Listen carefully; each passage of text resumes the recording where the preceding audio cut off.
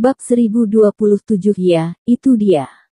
Lin Yu mengangguk dan setuju, menatap kerumunan yang ramai di lantai bawah tanpa berkedip, tetapi tidak dapat menemukan sosok yang dikenalnya, jejak kehilangan melintas di matanya.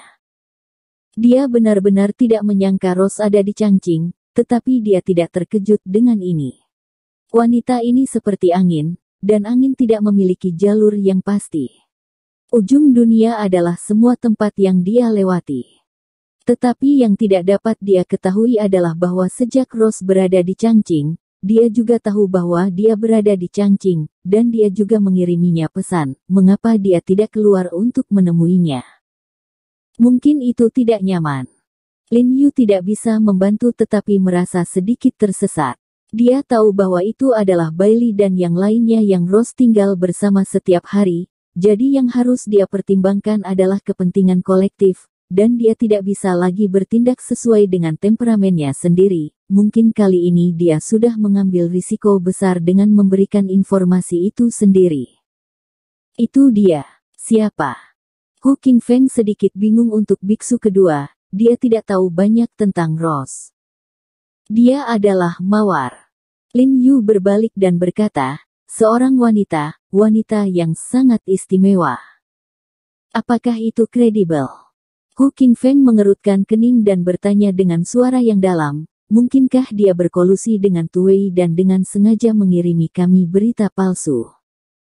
Tidak akan. Lin Yu menggelengkan kepalanya dan tersenyum lembut, dia adalah temanku, teman yang sangat baik, sama seperti kamu dan aku bisa mempercayaimu, jadi aku bisa mempercayainya. Haha, bukan. Sepertinya hubunganmu dengannya tidak biasa.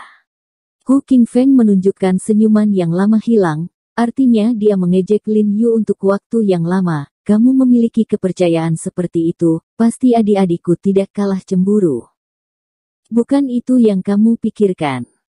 Lin Yu menggelengkan kepalanya dan tersenyum tak berdaya, tampaknya kepribadian pencemburu Jiang Yan benar-benar diketahui semua orang, tetapi dia dengan cepat tampak tertegun, melihat catatan di tangan Hu Qingfeng, dan berkata dengan suara yang dalam. Dia berkata, karena itu adalah alamat yang diberikan oleh Rose, itu pasti benar. Kita seharusnya bisa menemukan musuh dengan menatap gedung kilin. Bagaimana jika seseorang berpura-pura menulisnya? Hu Qingfeng bertanya sedikit khawatir. Lin Yu tersenyum dan berkata, tidak, saya mengenali mawar yang dia lukis. Lin Yu sangat akrab dengan mawar yang dilukis oleh mawar, dan secara alami dapat menilai bahwa ini adalah lukisan kuas mawar melalui bentuk dan gaya lukisannya. Karena kamu mengatakan itu, seharusnya tidak apa-apa. Hu Qingfeng mengangguk, lalu berkata pada Lin Yu dengan sedikit kegembiraan, Jiarong, jika informasi ini valid, itu berarti kami akan segera dapat menemukan Titan dan istriku. Lin Yu mengangguk penuh semangat, dan berkata dengan serius, selama aku menemukan Tuwei, aku akan menanyakan keberadaan adik iparku. Dia tidak bisa membantu tetapi merasa sedikit bersemangat dan bersemangat di dalam hatinya. Dia tidak berharap untuk melangkah melalui sepatu besi dan tidak menemukan tempat untuk menemukannya. Tidak perlu usaha. Jika ini bisa menangkap Titan kali ini, dia pasti akan berterima kasih kepada Rose di masa depan. Selanjutnya, Lin Yu tidak memiliki penundaan sedikit pun, dan mengatur agar Bu Cheng dan Bai Rentu pergi ke alamat yang tertulis di catatan, Gedung Kilin, Jalan Minding, Distrik Hongwen. Setelah suatu sore, ketika langit menjadi gelap, Bu Cheng bergegas kembali. Begitu dia memasuki pintu kamar pribadi hotel, dia melihat Lin Yu dan Hu Qingfeng dan yang lainnya ada di sana, dan dia tidak sabar untuk berkata, Tuan, saya menemukannya. Menemukan Titan. Ketika semua orang mendengar ini, Hu Qingfeng berdiri, mengambil air di atas meja dan menyerahkannya kepada Bu Cheng, memberi isyarat kepada Bu Cheng untuk minum dulu, dan bertanya dengan tergesa-gesa, apakah kamu yakin? Bagaimana kamu mengenalinya? Ya. Semua orang juga memandangnya dengan curiga. Kamu tahu, Bu Cheng belum pernah melihat Mesa sebelumnya, jadi mereka tidak tahu bagaimana dia mengenali Mesa. Bu Chenggu tidak dapat berbicara.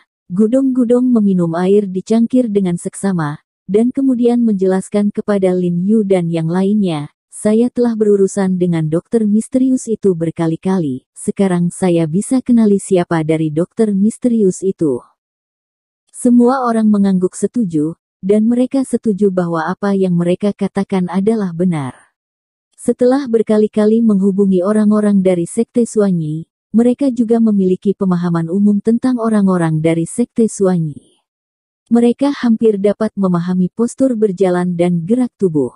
Seseorang yang mengenali pengobatan mendalam, bagaimanapun juga, orang yang telah mempraktikkan seni yang mendalam berbeda dari orang biasa. Lao Niu dan saya berjongkok di gerbang gedung sampai kami selesai bekerja, dan kami melihat sekelompok pekerja kerah putih keluar dari gedung. Kami menatapnya dengan hati-hati dan menemukan bahwa ada beberapa orang biasa di kerumunan, meskipun mereka tidak terlihat aneh. Tetapi jika Anda melihat lebih dekat, mereka sama sekali bukan orang biasa. Lao Niu dan saya mengenalinya sekilas, dan mereka adalah anggota dari Dokter Misterius. Bu Cheng melanjutkan, orang yang berjalan di tengah adalah yang paling populer. Sekilas, dia yang sering memberi perintah. Pakaiannya tidak sama dengan orang lain. Dia memakai baju hitam, dan saya menemukan bahwa bajunya garis lehernya disulam dengan 3 pola yang menyerupai batu-batu kecil. Pola ini membentuk sebuah kata. Kami telah berhubungan dengan Jin Wei Sui Wei dan mengetahui bahwa pakaian mereka juga disulam dengan pola yang sesuai dengan namanya. Jadi, saya rasa, orang ini kebanyakan adalah tanah menjaga. Setelah mengikuti pengingat ini, Lin Yu dan Zhu Laosi ingat bahwa Jin Wei dan Sui Wei memang disulam dengan emas kecil dan tetesan air. Kalau dibilang begitu, kesimpulan dari warisan pasti benar, kata Lei, yang tersulam di gaun ini tiba-tiba, itu pasti musuh. Ini seharusnya menjadi simbol status bangsawan dari Suanyimen, mungkin Tuwei sendiri tidak memperhatikan tanda kecil di pakaiannya. Dan di antara orang-orang ini, hanya dia yang memiliki langkah kaki paling ringan dan terlihat paling biasa. Bu Cheng berkata dengan wajah yang tegas, kamu tahu, semakin kuat tuannya, semakin baik dalam menyembunyikan kekuatannya dan membuat dirinya terlihat seperti orang biasa. Seharusnya itu dia. Setelah Lin Yu mendengar kata-kata warisan, dia juga menilai bahwa pria ini pasti seorang Tuwei.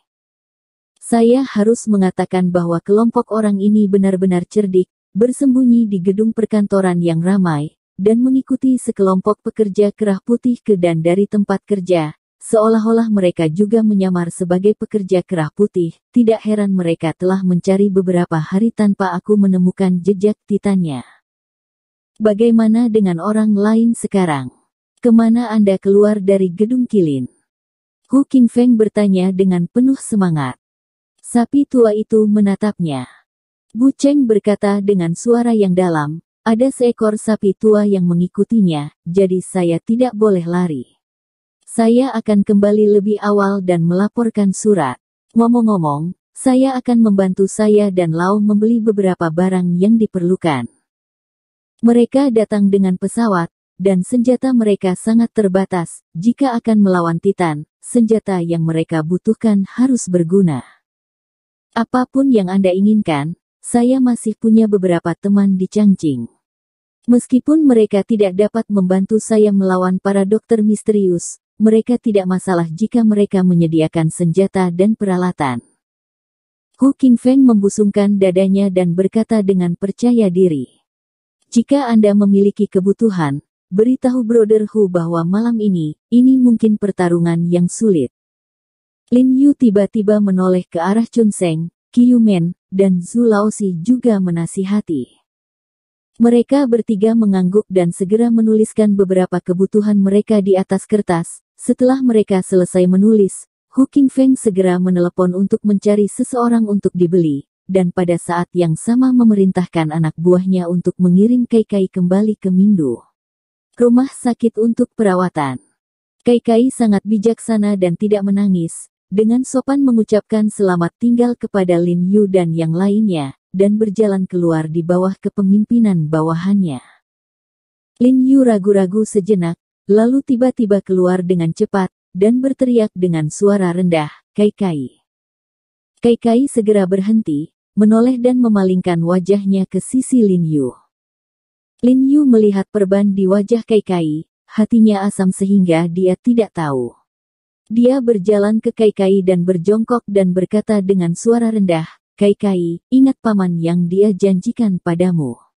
Aku pasti akan ibumu mengirimkannya kembali padamu." Dia percaya bahwa istri Hu Qingfeng adalah kartu truf terakhir yang tersisa di tangan para Titan, jadi para Titan tidak boleh berani melakukan apapun padanya. Kebanyakan dari mereka masih hidup. "Baik." Kai Kai mengangguk penuh semangat, dan berkata dengan kekanak-kanakan, "Aku percaya kamu, Paman Hei," kata ayahku, "kamu adalah pahlawan yang hebat." Lin Yu terkejut sedikit, lalu menyeringai, dan menyentuh kepala Kai Kai. Kemudian dia melihat Kai Kai pergi. Kemudian dengan wajah dingin, dia berbalik ke hotel dan berkata dengan dingin kepada Hu Qingfeng, "Saudara Hu, siapkan aku pedang yang bisa memotong besi seperti lumpur."